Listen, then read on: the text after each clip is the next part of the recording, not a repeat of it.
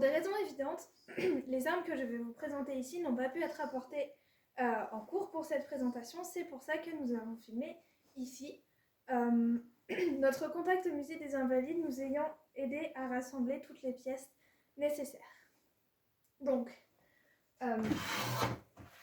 l'épée que vous voyez ici, par exemple, un modèle typique des mousquetaires du roi de Louis XIII du XVIIe, serait le modèle typique d'épée qui correspondrait aux épées trouvées qui auraient dû être trouvées sur l'île.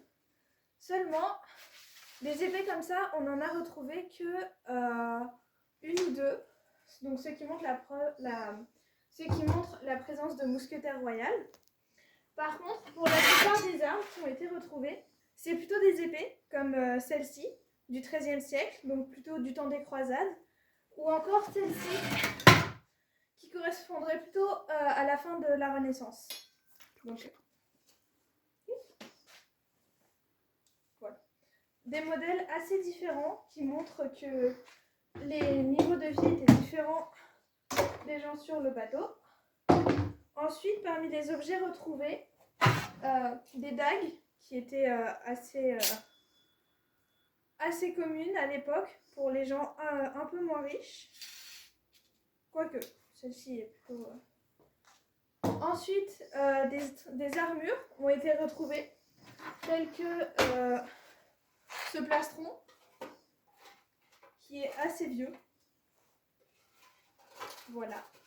Et aussi cette spalière, donc qui se portait sur l'épaule, comme ça. Parmi les objets retrouvés sur l'île, un certain nombre d'outils, notamment des haches importantes pour le bois ou attaquer des gens. Parmi les outils qui ont été reconvertis en armes,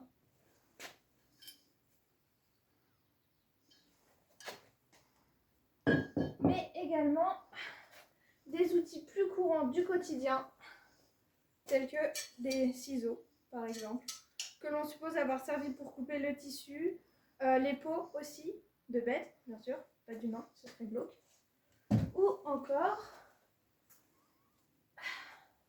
des hallebardes.